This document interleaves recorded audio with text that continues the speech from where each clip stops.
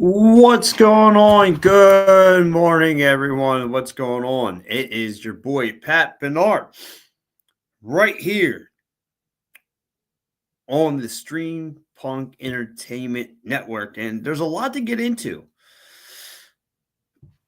Excuse me there. I have a lot to get into. I'm going to talk 76ers. I'm going to talk about the Philadelphia Flyers. But there's only one thing that matters. It's Super Bowl week. And it's the Philadelphia Eagles. Our Philadelphia Eagles. They're in the midst of this thing. And there's nothing else that matters. Nothing else.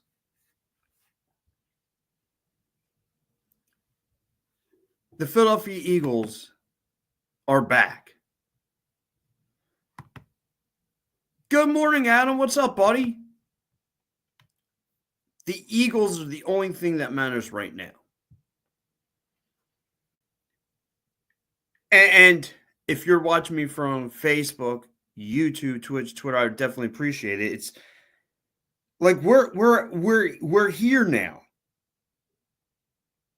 We are here now. And it's amazing to me what this team can do. It's amazing, right? That we made it this far.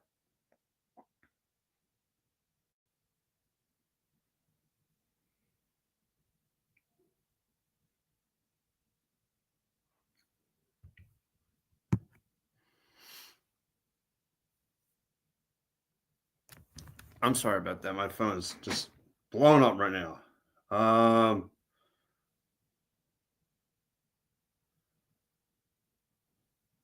But anyway, we're here now. The Philadelphia Eagles are here. We made it to the Super Bowl, and like we get by. I'm sorry, we didn't get by. We did a spanking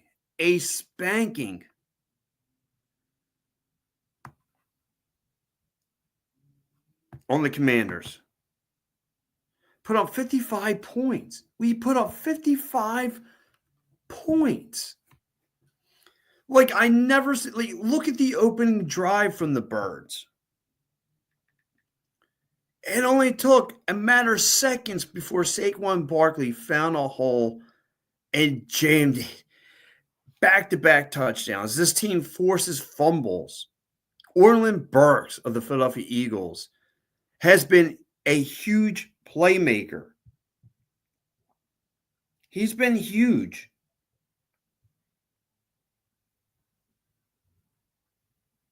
For this Birds team. He's been a playmaker.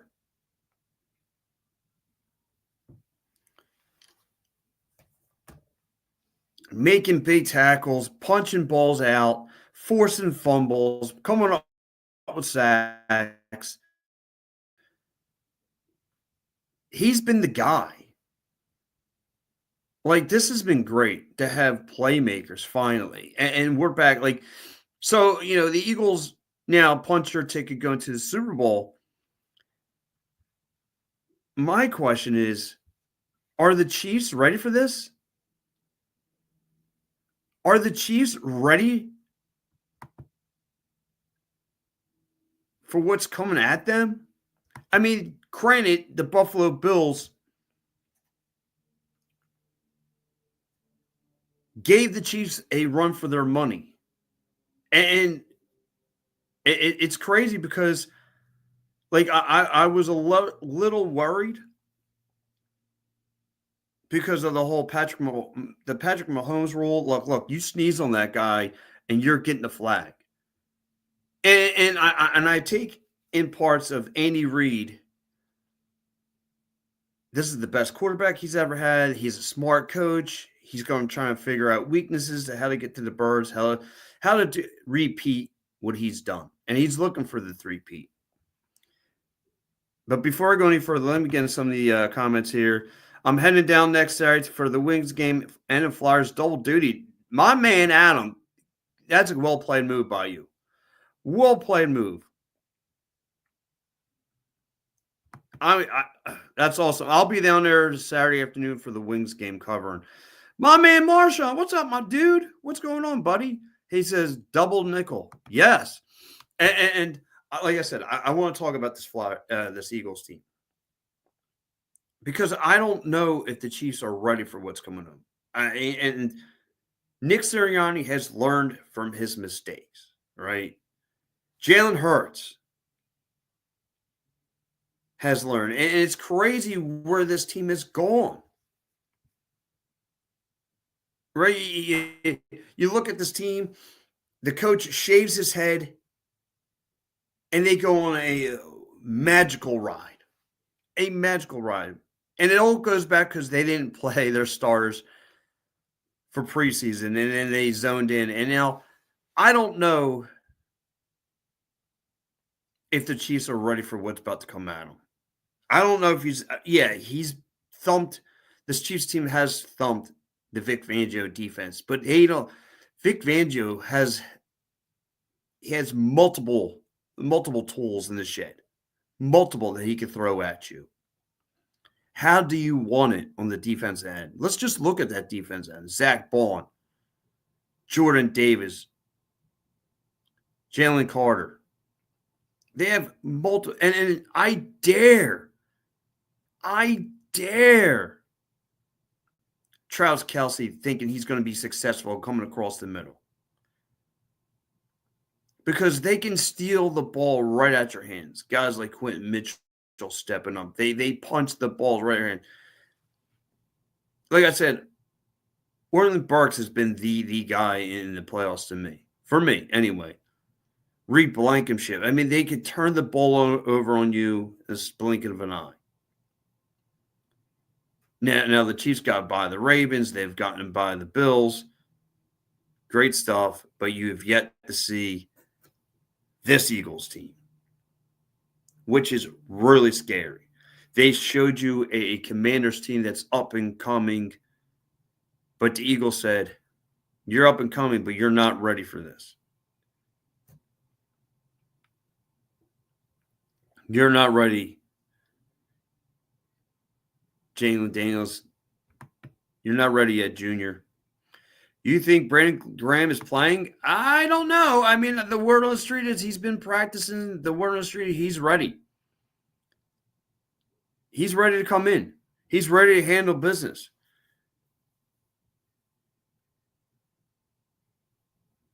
And like I said, it wouldn't look whether he's there or he's not. It doesn't matter. The Eagles got guys who could plug and play. Look at that offensive side of the ball. They got a lot. That O line is just scary. Again, I just showed you how they beat you on the defensive end, right? They go into the drop coverages. These guys are like Marshawn said, they could go nickel, they could go the 4-3. It doesn't matter. They could trap guys in the coverages. They make tough times throwing the rock around. Like Patrick Mahomes is not going to have it easy back there. It's not going to have it easy. He's going to have to deal with everything. And not just him. Look at that offense sideline I was just about to get into. Look at the way they create holes. You have to deal. They're going to have to deal for 4 quarters of Saquon Barkley. And if that becomes a little bit of a problem, Jalen Hurts showed you he could go aerial. How do you want it? A.J. Brown, Devontae Smith, Dallas Goedert, Katera. I mean, he's got multiple weapons. Multiple weapons. I can't see this Chiefs team having anything ready. I mean, just think about it. The last time on slippery surfaces back in 22, just think about it. The Eagles had them on the ropes. This time around, I can't see the Chiefs getting off the canvas. I might be talking as a homer, and you can call me that, but my eyes are it just tells me everything. When you think you have any kind of doubt in this Eagles team, they proved me wrong. They've proven me wrong on every aspect. Oh, well, look out for this, look out for that. No, no. And like I was talking to my old broadcast partner yesterday, Mike Lara, and we were just shooting the breeze. And just think about what he said 4 years ago. 4 years ago, when Carson Wentz was gone, and everyone didn't think there could be a quarterback like that again, how he dominated that last Super Bowl run prior. And this guy, Jalen Hurts, has got his mechanics right. He gets better through every game. He does not turn over the ball. I don't care about holding the ball a little too early. If he doesn't get the right reads, he holds on or he takes off with his feet. I'd rather a guy have great ball security, doing the right things, having the right reads. He does everything well. I just don't see where this Chiefs team lines up. And maybe, like I said, I'm being a little bit of a homer. And if you're an Eagles fan, you should. This is all around complete team.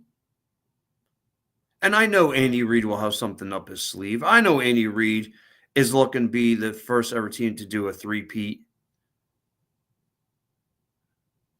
But I just don't see where they stack up.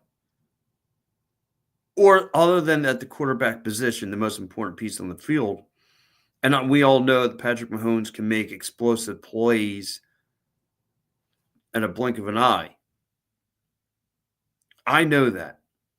But I don't see them stacking up anywhere at the running back position, at nowhere near they can't sniff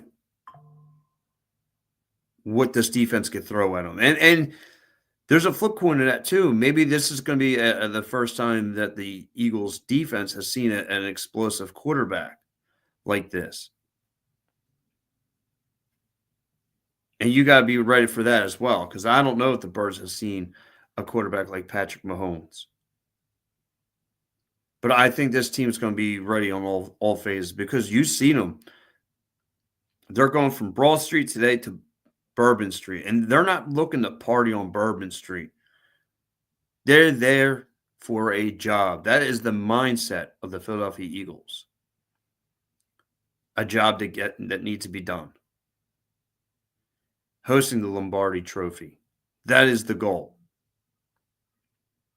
So I was asking around to a lot of my friends and coworkers too, like, where do you have Nick Sirianni if he gets the job done? If Nick Sirianni gets the job done, where is he on your head coaching list? Where is he?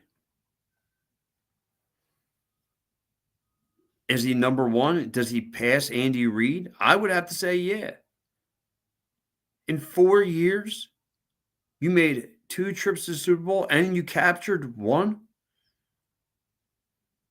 against the greatest, right now, the greatest quarterback in this era. You took down the beast. And just like the Patriots, we all know the Patriots at Super Bowl time, this is where they shine the brightest. Well, right now, it's where Patrick Mahomes and the Kansas City Chiefs shine the brightest. And the Eagles have an opportunity of a lifetime to go down there and thump that squad. Do you think they get the job done? Do you think they can do this? Guys, please comment in. I want to hear from you. Are you scared of what the Chiefs and that Patrick Mahomes team is going to throw at the Birds? Or you think Andy Reid's going to dial up something? I don't know. I want to hear from you. And I also want to hear from you. Where do you have Nick Sirianni right now? Where do you have Nick Sirianni? The guy, it's funny because when he was going 2-2 and he shaved his head, everybody thought he was dialed up to be driven to the cuckoo house. And everybody was ready to take him to the airport and get him fired. It's funny because when things go wrong in the slightest bits, when things go wrong at the slightest bits with this guy, everyone's ready to cash him out of here.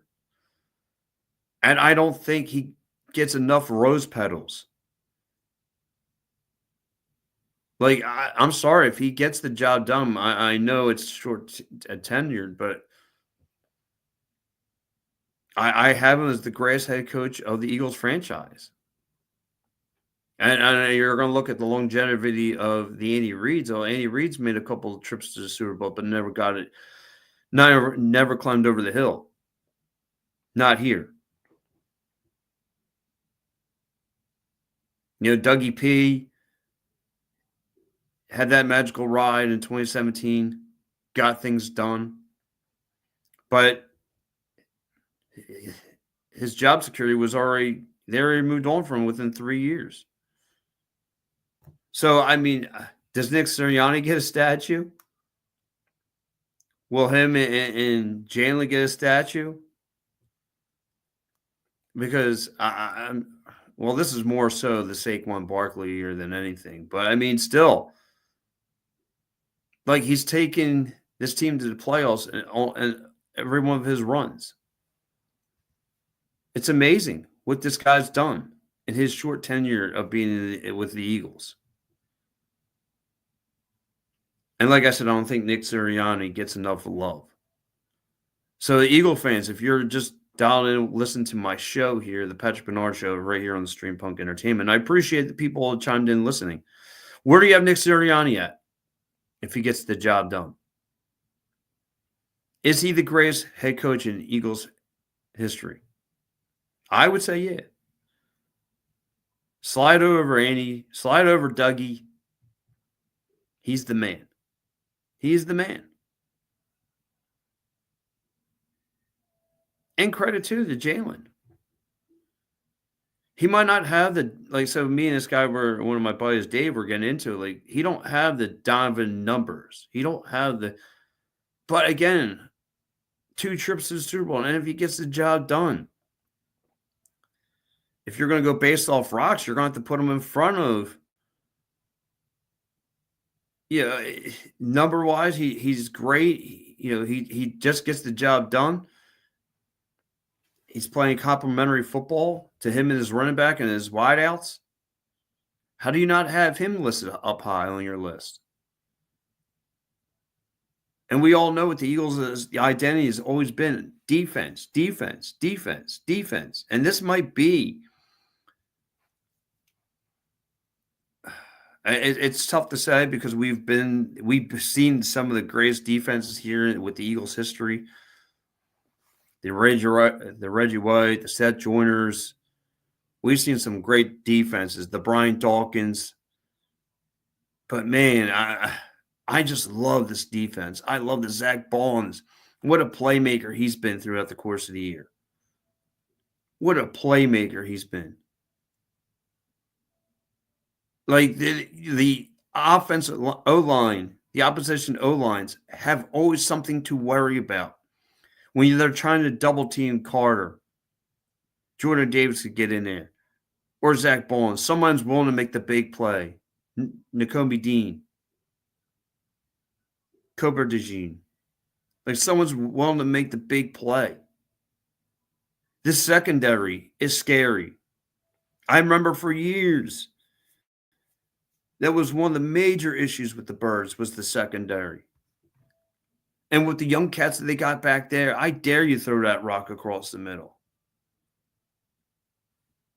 They're scary good. Scary good. Like this go around with the Chiefs, it's funny because I had a couple friends who begged to face the Bills. I've had a couple friends. I didn't want the Bills. I want the Chiefs. I want to say we are with the Ric Flair. What's Ric Flair saying? To be the man, you got to beat the man. I want to beat the man. I want to beat Patrick Mahomes. I want to beat Andy Reid. I want to beat TravisKonecny. I want to see Taylor Swift crying in those press boxes. I want to see her crying. I'm so sick of the Taylor Swift every 2 seconds. We got to see her in the press box. I'm so sick of it. How many times did we have to see Taylor Swift? I want to see her crying in her hands.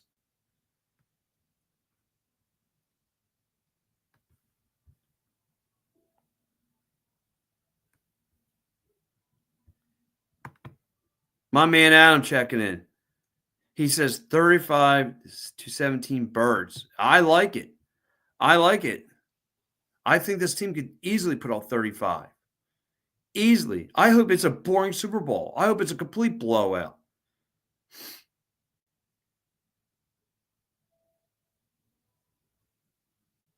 I just want to see Taylor Swift going like this the whole time, crying.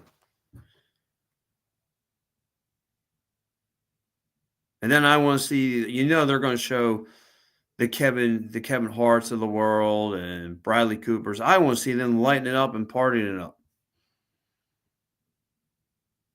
This is a really, really feel-good Eagles team. And like I said, nothing else matters this week. Nothing else. This is Super Bowl week. This is business.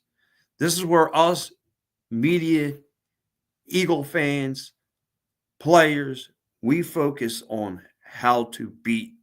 We're going to focus 24/7 how to beat the Chiefs. How do we take down the biggest bully in the schoolyard? How do we knock them out? How do we put this team on the canvas and don't let them come up? And like Jalen Daniels last week, all right, he made some nice drives. I'm not going to shy away. He was dinking and dunking and making some moves on this defense. But they're an upcoming team. They've shown it. Maybe the best second team in the NFC.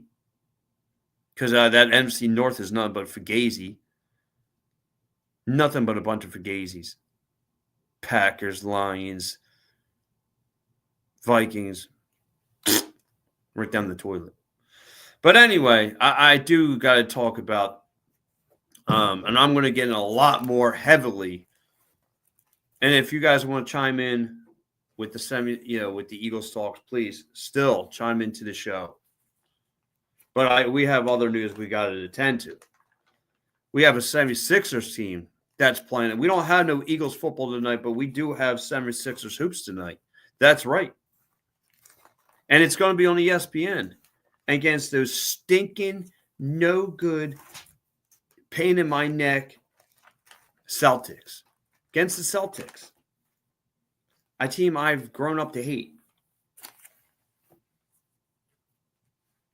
And let's talk about the 76ers for a minute. Because they don't have Paul George. They don't have Joel Embiid on the floor.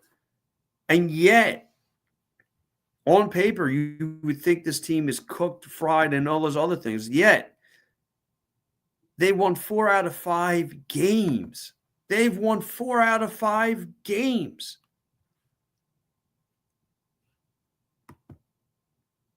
And it's all because of one player. It's all because of Tyrese Maxey. You want to talk about a guy who stepped up. Look what he's got on his team. Eric Gordons. We know what the roster looks like. But yet this team has put away the Cavs. This team's within 24 hours went to Chicago to take care of the Bulls.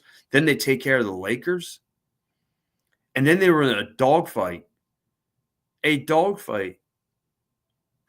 Which at the time, Denver needed a win.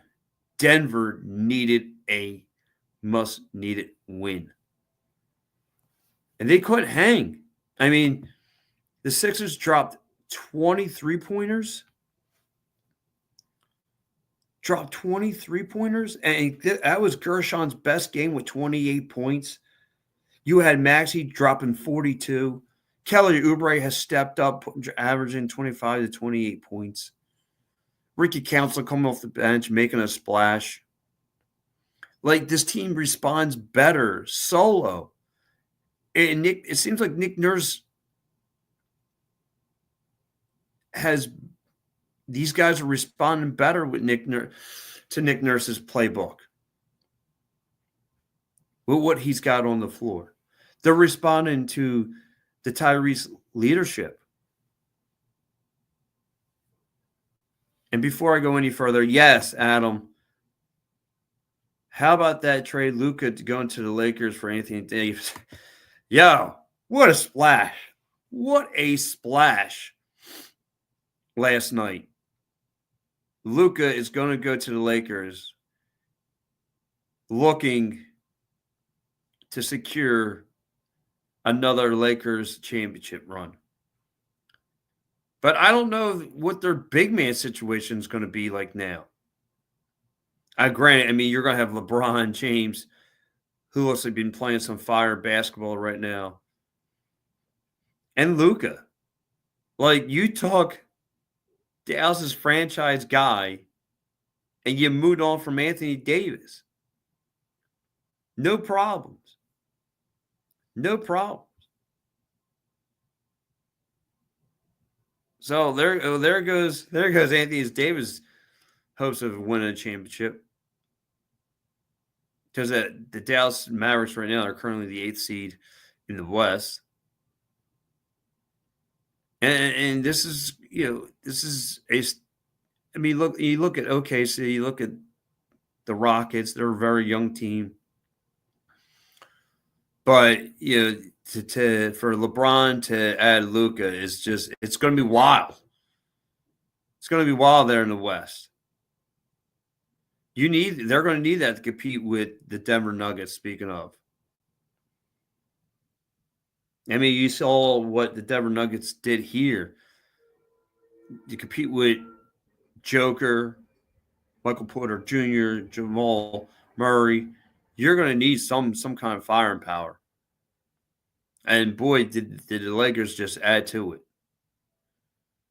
So anyway, though, if you want to discuss about the big blockbuster trade, please do chime in. I want to hear from you guys. But I mean, ultimately, though, my big question is moving forward, because, like you see here as one of my banners, Philly's been, the Sixers been winning dogfights. I mean, they've been in these dogfights with these teams this past week, winning 4 out of 5.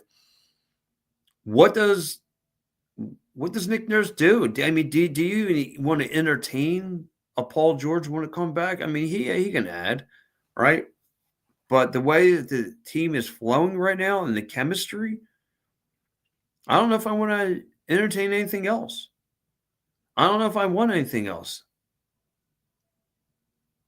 And I'm sorry. Yeah. I'm out on Embiid. It hurts me to say that. It hurts me. But if the team is playing a lot better without him, and this team's figured it out without him being on the floor, what's the point of having him around anymore? He's only going to give you, and it's not against him, and he can't help it, but he can only give you a handful of games. The franchise has got to keep him in bubble wrap. He can't play back-to-back games. Mince restrictions and all these other things. And I get the talent he brings to the floor.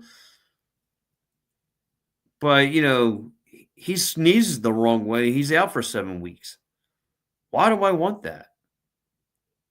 And you gotta put yourself in the front driving seat.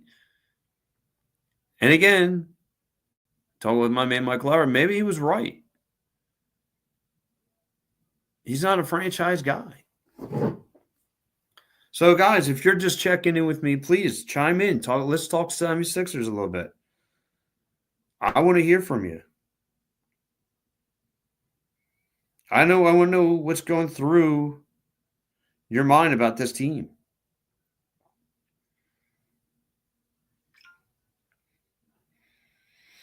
I mean, there's a lot to take away.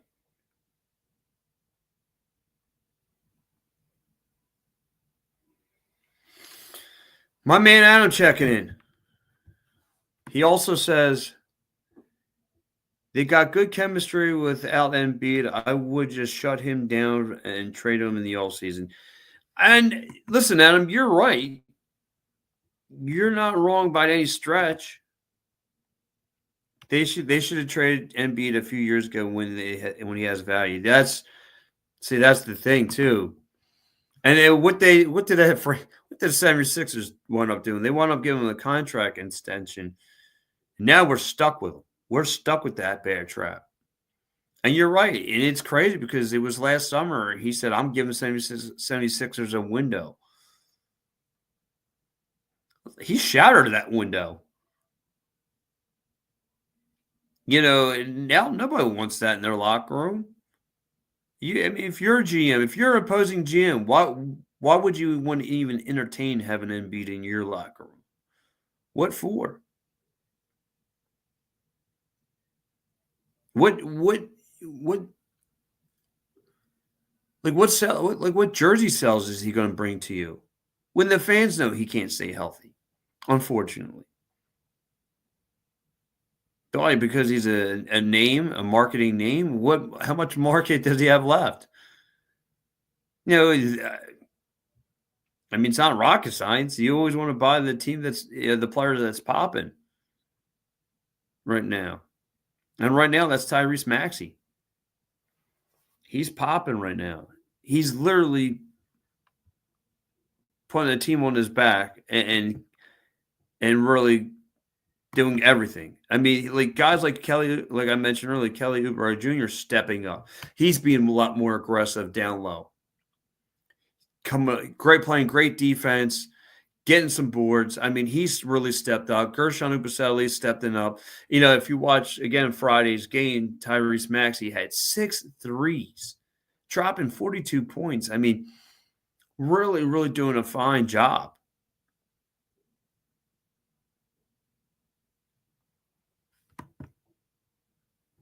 And look, he's got Eric Gordon, Reggie Jackson. I mean, those guys are getting a little bit of minutes now. But however, the team is responding what Tyrese Maxey is doing on the floor. A lot better than they were doing with Joel Embiid on the floor. And Joel Embiid really didn't have much time on the floor. It's crazy.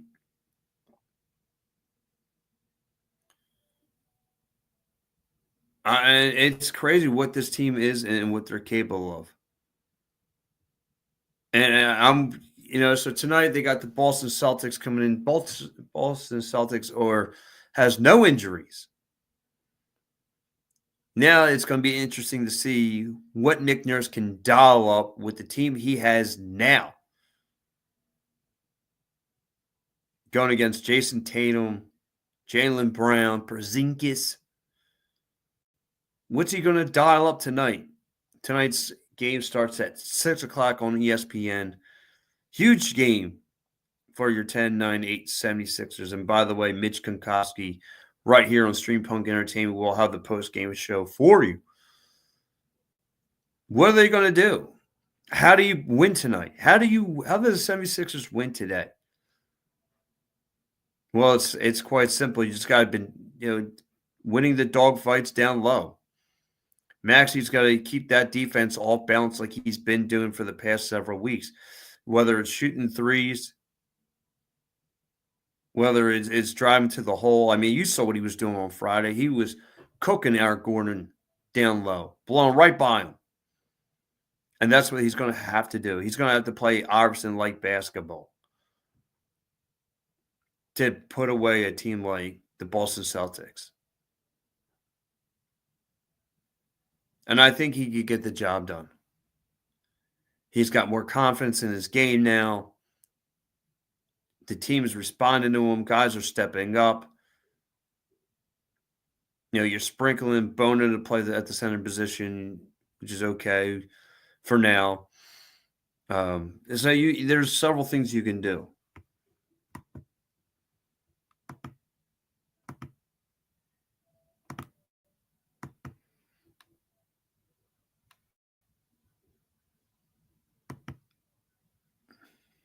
'76ers are an 11.5 point underdog at home, which is crazy. Yeah, it is crazy.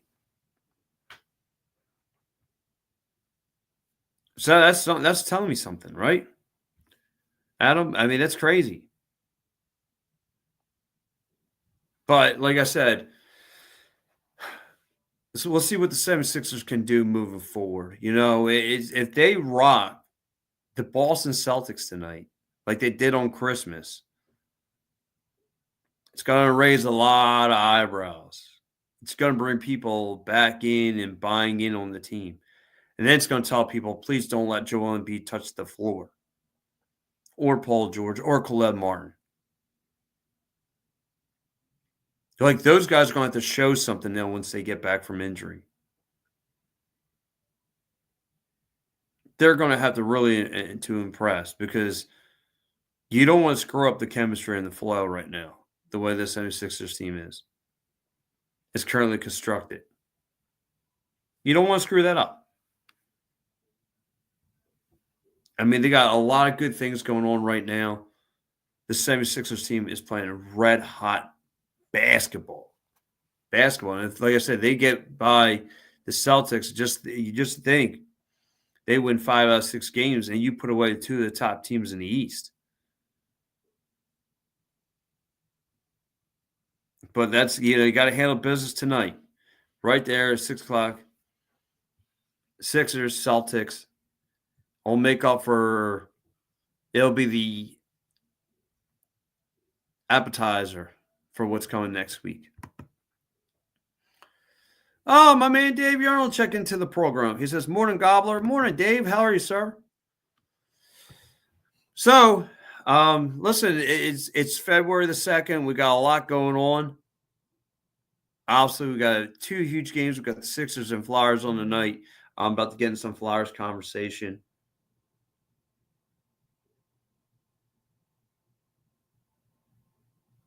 It's going to be a great time here in Philadelphia sports, because we got the Phillies coming in with the pre-train, it's headed down to Clearwater for catchers and pitchers and catchers.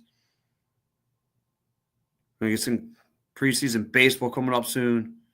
We got the Philadelphia Union with a brand new head coach. So there's a lot to be desired. And I would tell you to check into this Philadelphia Union, but I'm going to snap on those guys for what happened last night. Last night was such a disgrace, but I'm going to talk a little bit about that a little later tonight with All Across All the Time, because I wasn't happy last night down at the Wells Fargo Center. Apparently, the Philadelphia Wings do not have an answer for the Rochester Nighthawks, if you watched on Channel 57. Groundhog Day, 6 more weeks of winters, they say. Oh, great. I'm tired of winter. I'm tired of snow. I'm tired of wintry mixes here in Philly. I'm tired of it. Oh, I'm tired. Can't stand it. But listen, last portion of the show, let's get into some Flyers talk. And the Philadelphia Flyers this past week made a move. Making some moves and looking like now they are sellers. Taking them, there's like 9 teams in a race for the last wild card spots. And it looks like they took themselves out of the race. They got rid of Morgan Frost and Joel Farabee. They moved on, sending them to Calgary for a couple guys. I don't want to butcher their name. Andre Kuzumuko and Jacob. Yeah, Polari or something like that. And for 2 draft round picks, a 2025 pick and a 2028 pick, I believe. So again, the Flyers showing you their sellers, and this. So I want to know. And listen. So Danny Briere is getting some cap space back. $800,000, I believe, is what he's getting in return.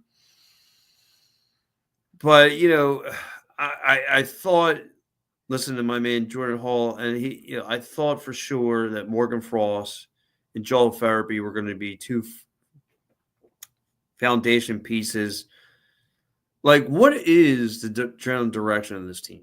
And I get it. Look, you're going to have, I think, like 6 or 7 first round picks in this upcoming draft, and great. But we all know hockey. It's not like the NFL. You don't plug and play guys. Unless you're like the first. I won't say like the first 5 guys you could plug and play. But half these guys have to go through the farm system. Half these guys might not be able to come over for a couple years, et cetera, et cetera, et cetera. Do you believe in this Flyers front office? And I don't know. It's like I feel like the Philadelphia Flyers have been the Cleveland Browns of the NHL. Like they're not even worthy contenders. Like it sucks because like football, you get a franchise player like you have Mitchkoff, and I expect the franchise to turn around like they did with Lindros. And they haven't. And it's been the same crap for years. It's been the same crap. I mean, again, I'm going to allude to this one more time. TravisKonecny, been here for years. And in order for that guy to hold a cup, he's got to request a trade. He's got to get out of here. And I know he loves it here. I know he's making a big bank. He's got the big money bank came through to him. But, he's never going to hold a Stanley Cup. Never. This franchise never has a direction. Why tease us, right? They show you guys because it's.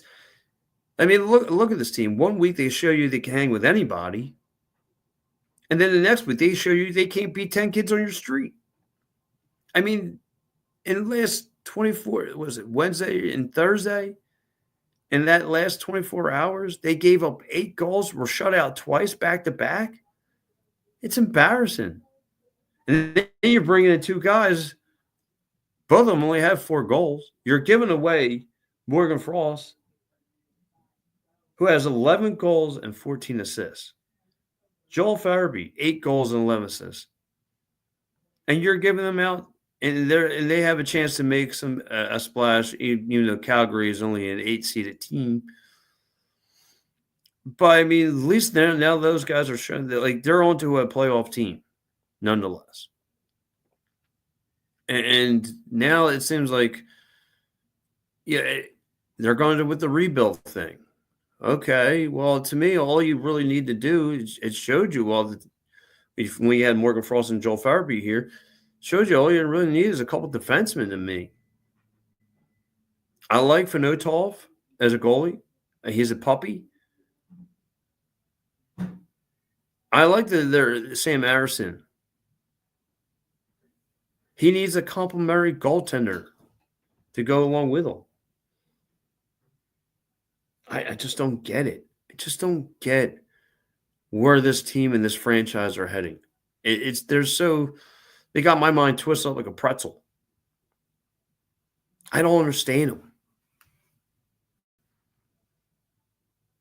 The Flyers franchise, I'll just never understand it. And today, they got a big matchup today against Colorado, against the Avs. And Nathan McKinney is probably playing his best hockey right now with 60 assists. 60 assists. He leads the league in assists. He leads the league in points. And you have to play against him, Caller Mukhtar. I mean, again, leads the league in defensemen with points and goals, with 19 goals. How's this Flyers team going to match up?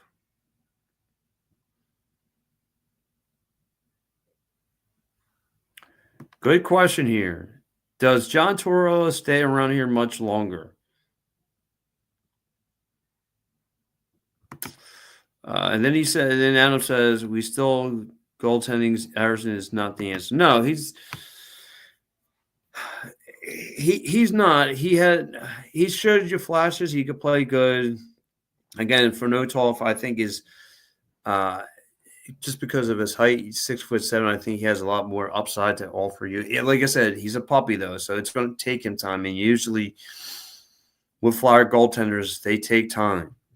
Goaltending alone just takes time to build. And to answer your first question there, Adam, does John Tortorella stay around much longer? I don't know. I think he's done a great job with these young guys. I don't know. I don't know if he's going to be the guy who leads. And you're the second listener who's checked into the show and has questions about John Tortorella, whether he's going to move the franchise forward or not. I would like to. I believe in him. I think he's matured as a coach. We all know him as this fiery, he'll snap on you when he has to, kind of head coach. But I think I don't know. I don't know if he's the right guy. I think there's going to be better candidates that are out there next year, and I don't know. I don't know what Danny Briere is going to do. This all comes back on Danny Briere. He's going to have 7 draft picks for this upcoming 6 or 7 draft picks for this upcoming summer. Great, but it's time to move forward because we have Michkov here. Don't waste Michkov's prime here. He's a young kid. Please.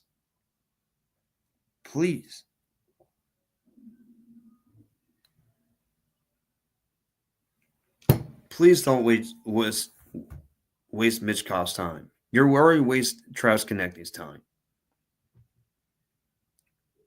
TravisKonecny, like I said, it's a great piece. He's fast. He's got great accuracy. We all know the TravisKonecny story. But he'll never host a championship here. Never. We are the Cleveland Browns of hockey.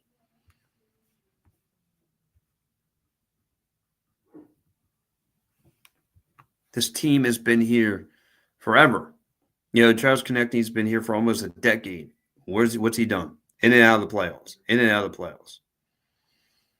The Drew era. In and out of the playoffs. Hover around the 8th seed.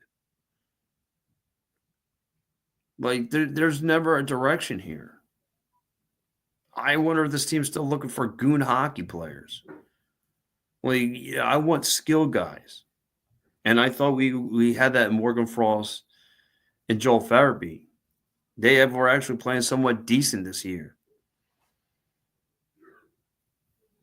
And it was weird because Thursday night, hearing Jim Jackson say, yeah, he's not in the lineup. And it's like, what's going on? And then he makes his deal. And I hope, and listen, the 2 guys that they're bringing in, I mean, they're not committed to him. So, this is their opportunity to want to make something happen and want to improve John Tortorella and the Flyers front office and want to be here for next summer.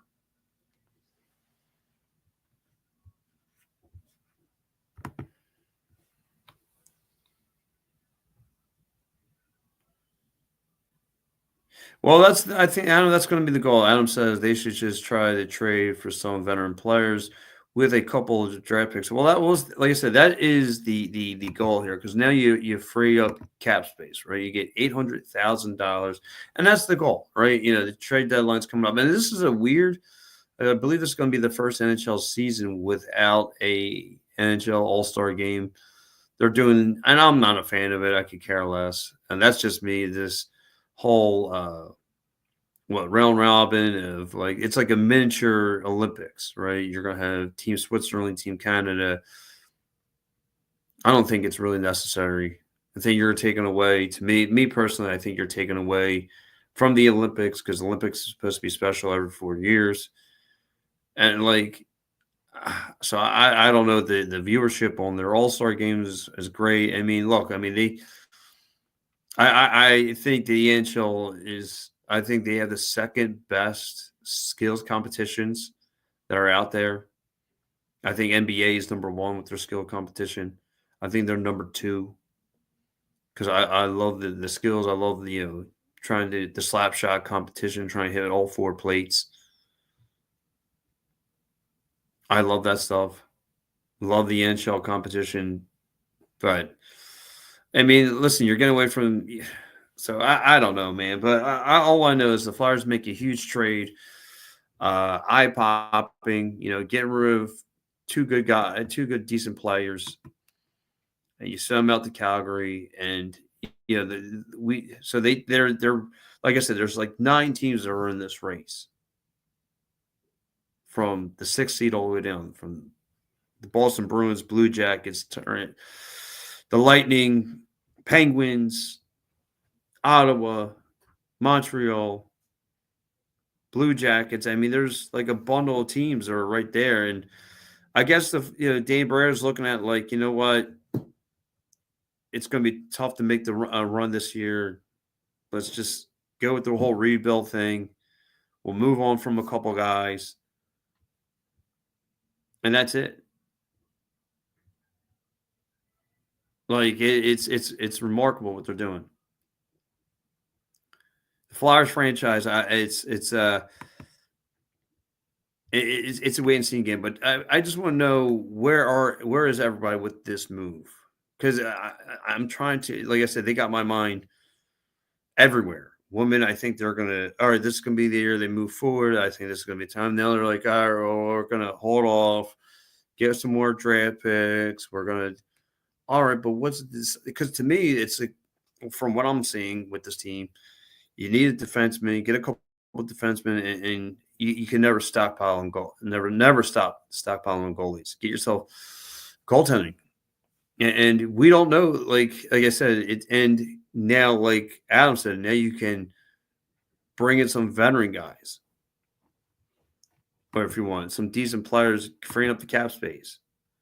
But that's been like the Flyers thing, though, because they've always had this tight, squeezed up cap space. Now they're creating some, and I think that's going to be Danny Breyer's goal, is to free up the cap space so you can bring in some talent. And look, I mean, in hindsight, you're Sam Hinkie, right? You're freeing up the cap space. You're going to have tons of draft picks, and now it's time to wrap it all up one and move forward.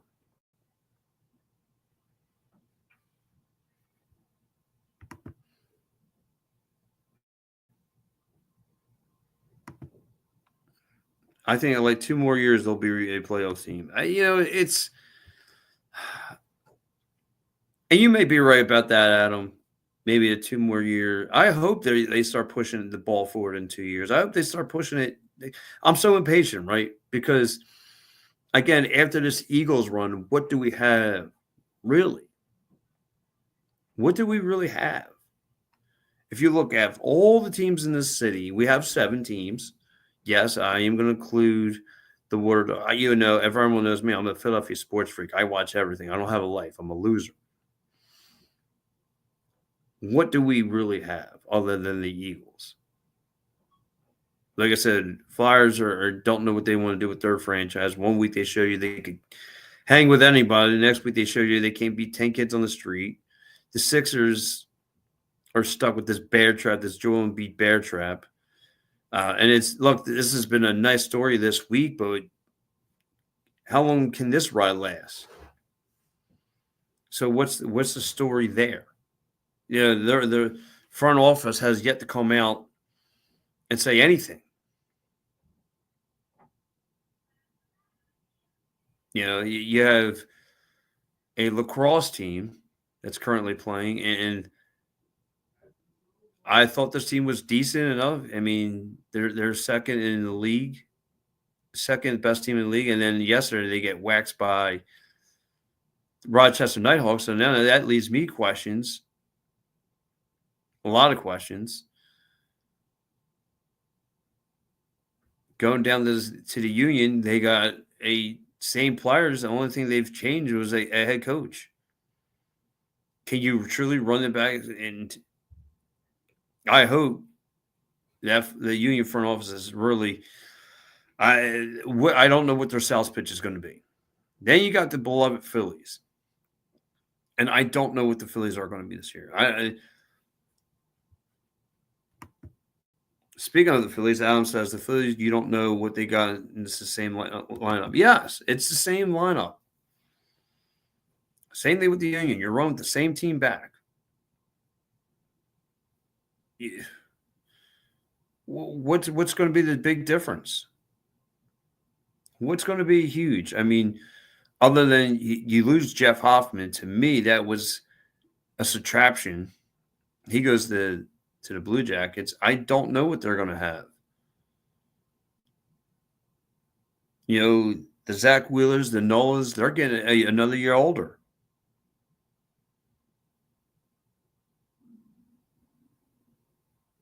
Ranger, you're going to go with Christopher Sanchez. You're going to go with it's the same team. Same team moving forward. And by the way, guys, I did why I got this banner up here before I keep on going with my rant here. Yes, the Flyers will be playing the Colorado Avalanche today at 3:00. Joe Marks, James Sforza, they'll have you covered for that. But the Water Dogs are going to need time to build. So what do we really have here other than the Eagles? Because it's going to suck. I mean, and if they do lose the Eagles, you might be checked out of sports for like the next 9 months.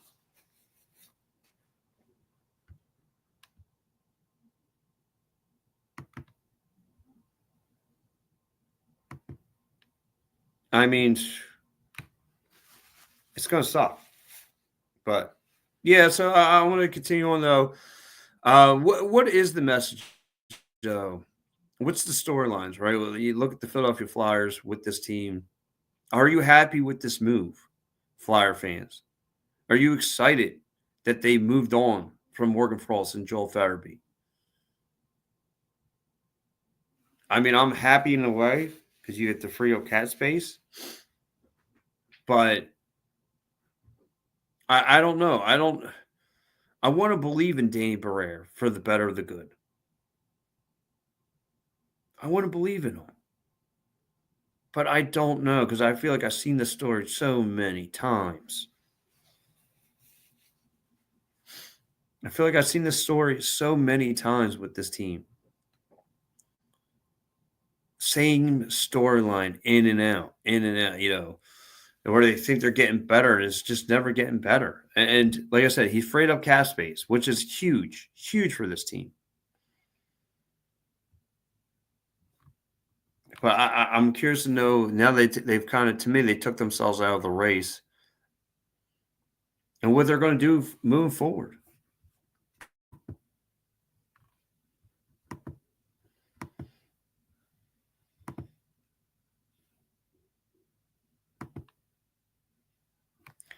I liked Farabee. I liked and Frost. I want to got rid of one of them.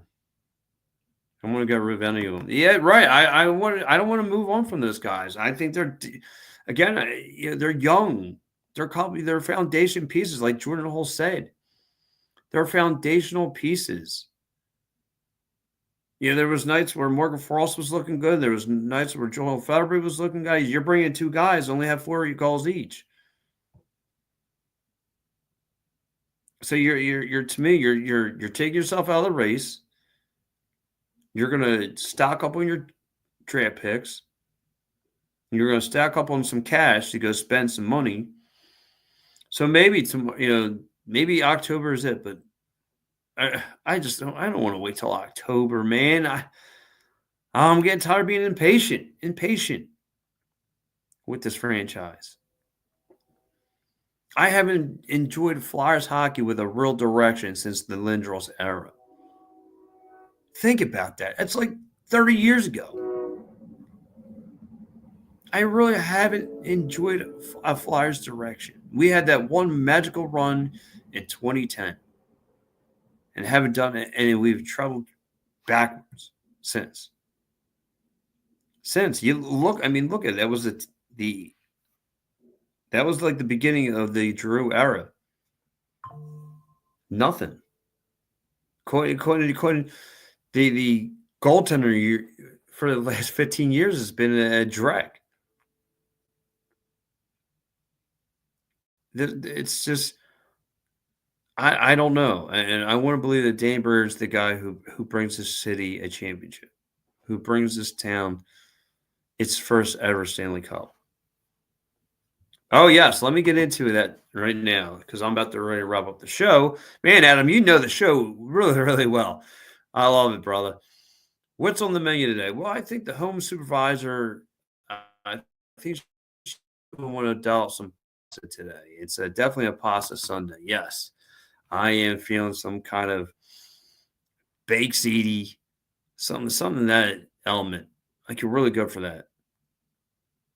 Oh yeah, yeah, Adam. What about you, buddy? What do you want to dial up today for this Sunday? Because I'm going to probably do pasta. Yeah, I'm gonna. It's a shocker. I'm going to go pasta.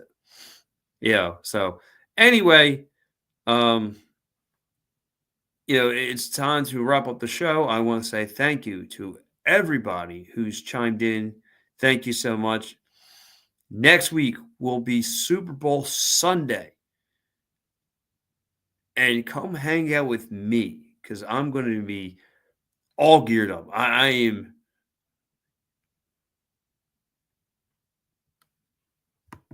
My man, he goes, I will hit you up on Saturday when I get close to the Wings game. Yeah, I'll be down there covering. So I'll probably get to meet you for the first time, Adam.